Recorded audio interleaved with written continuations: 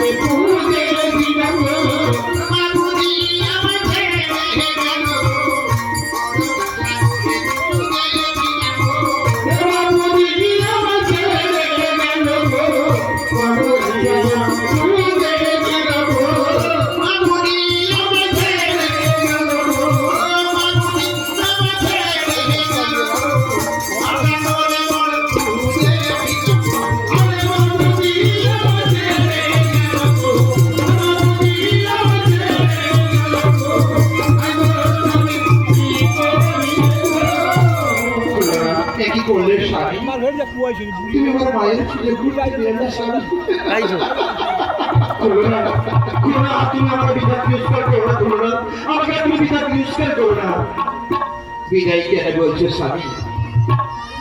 আমার অন্তরের কথা কি তোমার জানা নেই স্বামী? অন্তরের কথা বলো কি তোমার অন্তরের কথা রয়েছে তুমি আমার কাছে খুবই বলো তাই বলছি শোনো স্বামী বলো খুলো না।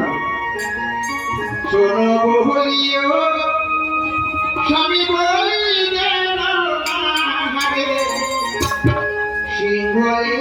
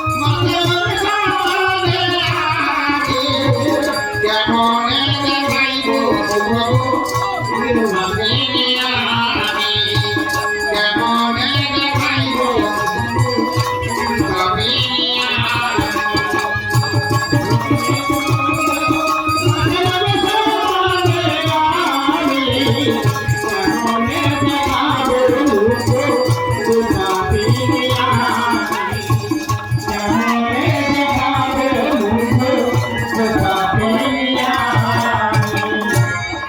খুললো না স্বামী তোমার সে চিন্তা তোমায় করতে হতে পারে না। আমি যাওয়ার সময় আমি যাত্রাপত্র লিখে যাচ্ছি, যদি কন্যা জন্মগ্রহণ করি তার নাম রেখে শশীকলা, আর যদি পুত্র সন্তান জন্মগ্রহণ করি তার